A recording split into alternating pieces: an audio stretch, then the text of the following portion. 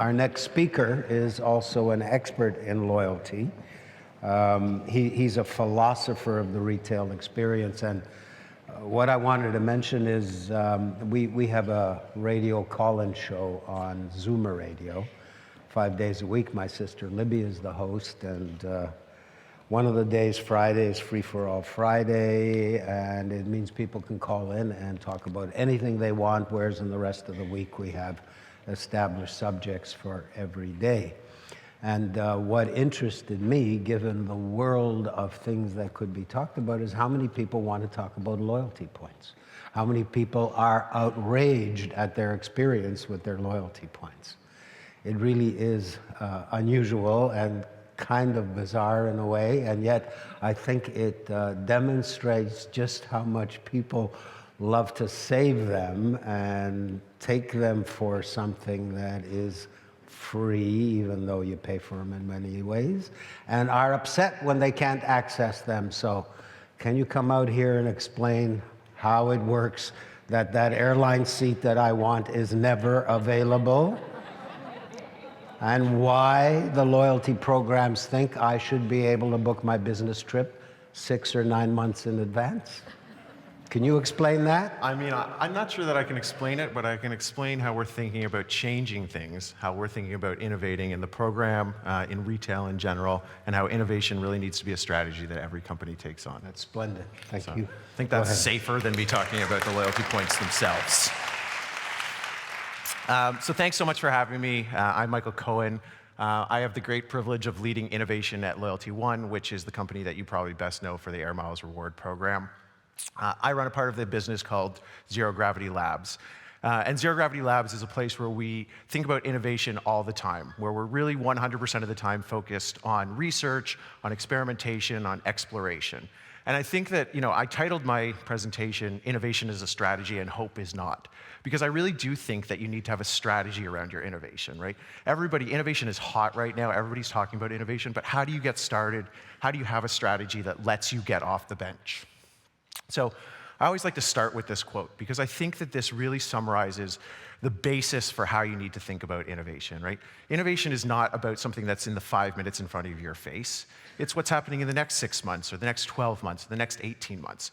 And most of us, if we trade in companies that this quarter and next quarter is really what we're focused on, we're going to miss the things that are down the road, right? Disruption is going to happen. That's part of the theme of what we're talking about today.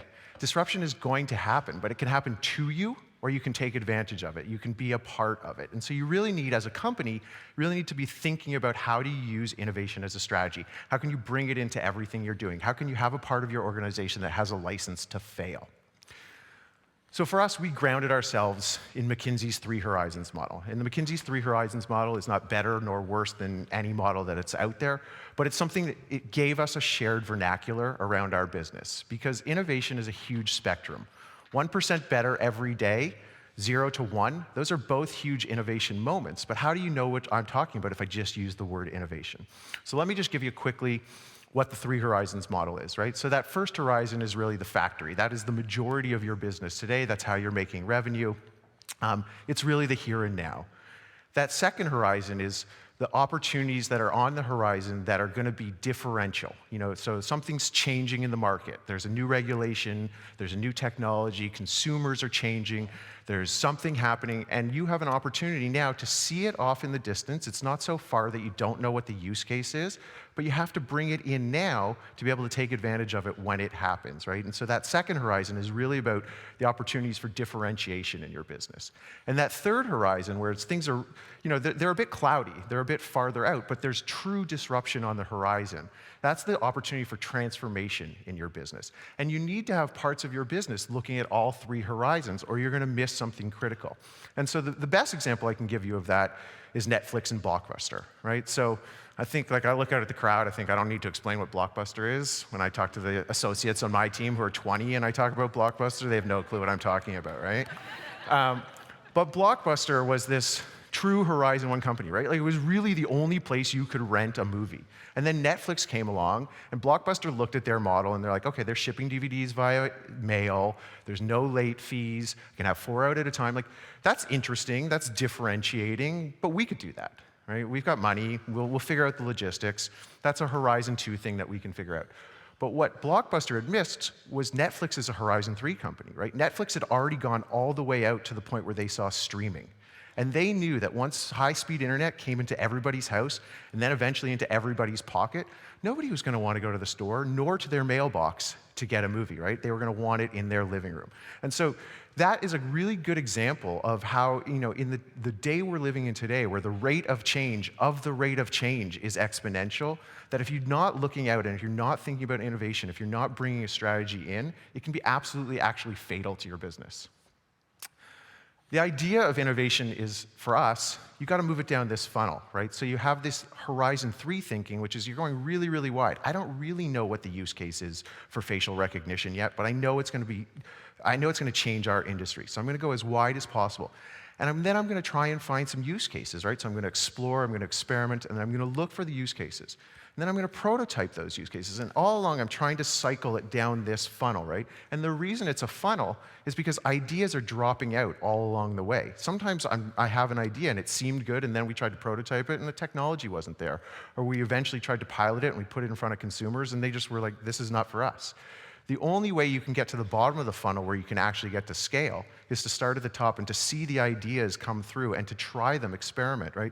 IDEO, I love IDEO thinking. Start with the $100 test. Prove that then you should do the $1,000 test and then the $10,000 test.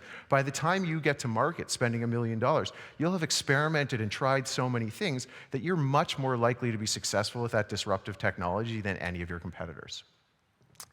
So I love this slide, right? In a city where we just won the NBA championship.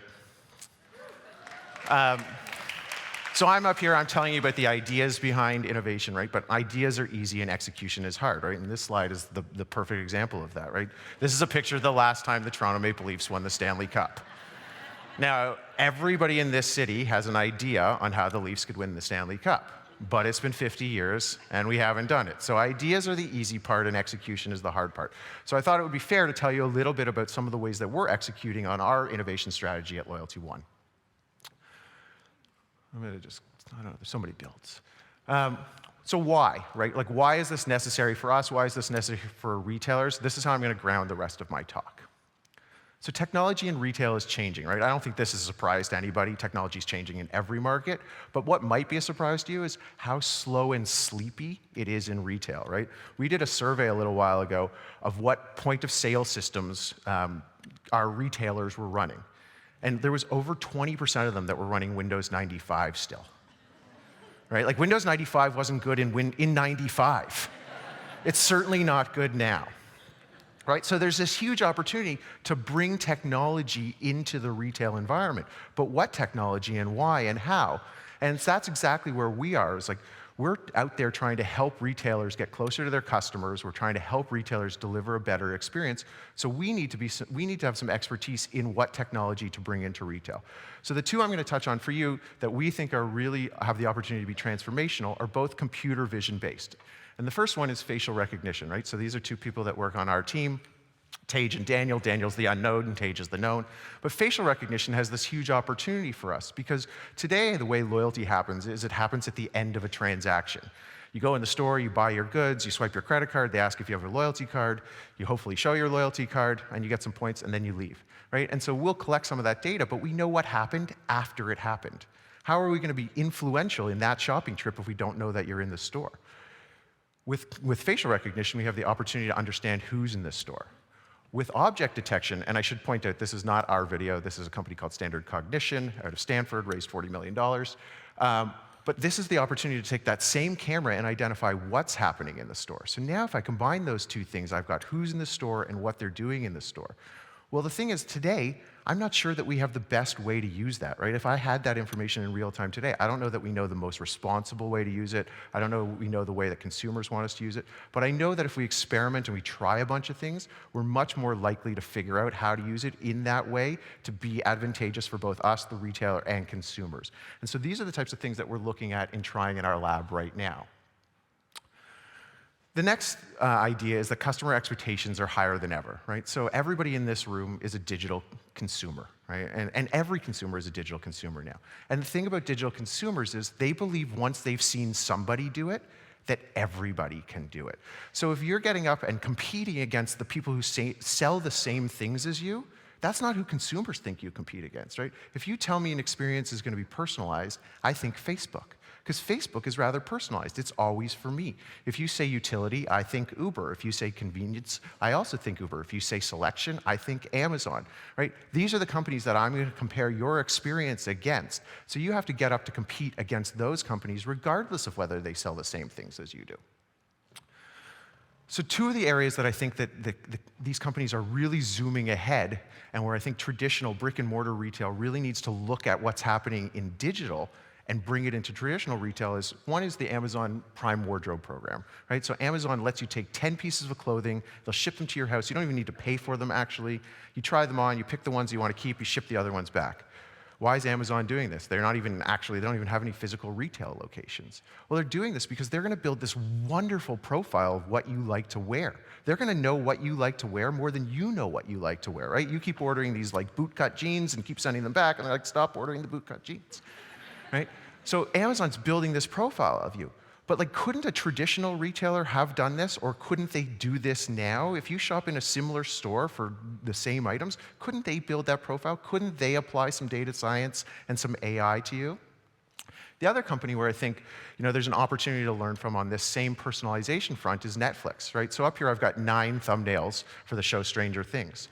Well, if we all opened our phones or went at home and looked at Netflix and we pulled up Stranger Things, we would see probably one of these 9 thumbnails. There's more permutations. What's Netflix doing? They're showing us the thumbnail that they think will get us to watch the show. So they're looking back at our history and going, was it the lead actor? Was it the title? Was it an ensemble cast? What do they think causes you to watch a show? And they're trying all the time these different permutations. And again, can't we bring that idea into the way we think about retail, right? And so one of the things that we're doing is we thought, okay, could we apply the same sort of thing to digital signage, right? So we've taken this idea of digital signage, we say like, well, digital signage today is kind of dumb. It's really just for who's standing in front of it, but we don't know who's standing in front of it. Oh, maybe I could combine that with the computer vision thought I had earlier, and I could say, oh, the millennials on the platform, these are the right types of ads to show. If somebody else is on the platform, maybe these are the right types of ads to show. Now, do I know that this is going to work perfectly? No. But so we're trying it in our lab. So what you see here in this video is a Tropican ad, and now I've put a picture of a woman in front of it, age 47, female, and I'm going to change the ad based on who's in the picture, right? And so this idea that we can make the physical world more personalized, we're taking ideas from the digital world and bringing them into our lab and trying them. Again, this is in a lab setting. I don't know that this is going to work well, but I know that I can try it there. It can be a safe zone. I can figure out things, and then I can move out from there. So she gets cashew noodles, right? Shopping's becoming experiential. Right? I think that the days of the utility shop, with maybe the exception of like Costco, are ending, right? Like you go to Costco, all you're trying to do is get in and out in under $300. And if you know how to do that, please talk to me afterwards, because I do not know how to do that. But this idea that shopping's becoming experiential, right? You go to the store for an experience now because a lot of your utility shop is happening online. And where I first saw this is, I have a good friend and she runs a company called Bricka. And Bricka, if you don't know it, Bricka is like a curated version of Etsy, right? It's an artisan marketplace, and everything in there is pretty much been handcrafted. And she was running a wonderful online store. They had 10,000 products. They were highly curated. Things were going okay. And they decided to do a pop-up store before Christmas one year. And what they noticed was people came in the pop-up, and there was maybe, let's say, 100 items in the pop-up store. But this is what it looked like, right? It was beautifully curated. Everything was handpicked. People got an experience. They got to feel and touch what the brand was all about. And so then what happened? Online sales went through the roof, right? Because people could go in there and there was like 100 items, but when they went online, there was 10,000 items, but now they had an understanding how highly curated they were going to be and how great those items were going to be. And so the shopping actually, like the in-store experience was about the experience. Online was about the commerce. And so how does that change the way we think about retail if the store is no longer the vessel for sales, right? And so again, another thought that we're having about how do we bring experience into retail. So this is something that we mocked up in our lab. Now this is a little bit far-fetched, and you can see that, the production value on it is quite low. I'm going to go back so I can freeze it. But what you got here is we put augmented reality glasses on a sales clerk and combined it with facial recognition. And so now the person approaching the sales clerk, they're the only one seeing that little box, but they have their first name and their last name, they have what they purchased in their past, and they have a recommendation. Because 53% of millennials say that when they go to a store, the sales clerks do not have the tools to help them, that they are more educated than the sales clerk themselves. So then, okay, we've got to empower the sales clerk, right? We've got to empower the on-the-floor associate to deliver this in-store experience.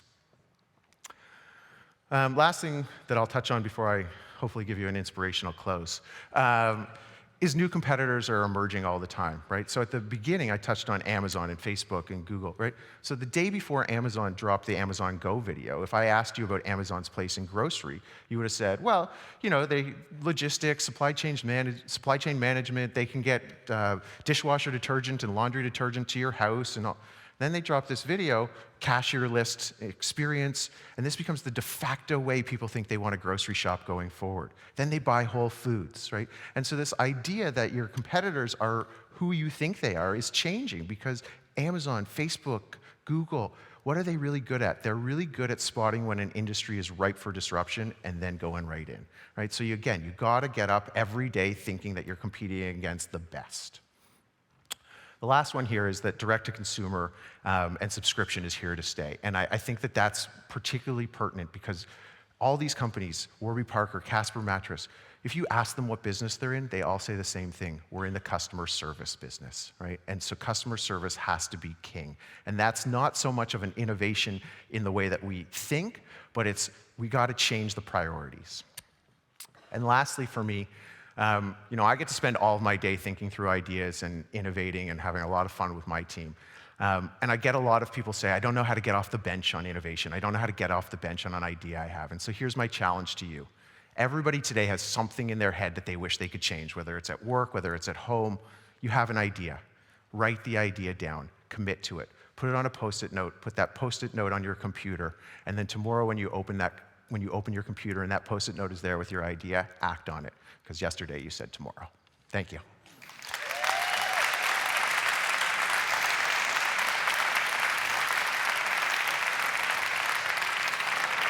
That's fascinating. Thank you, Moses. Fascinating and illuminating. Thank you for having me. I'm sorry that I can't get your points for you, but... Well, I was wondering, is there a secret number?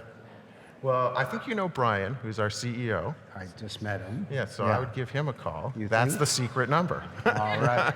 Tell him I'll be calling soon. Thank you so much for having me. We all want to know the number.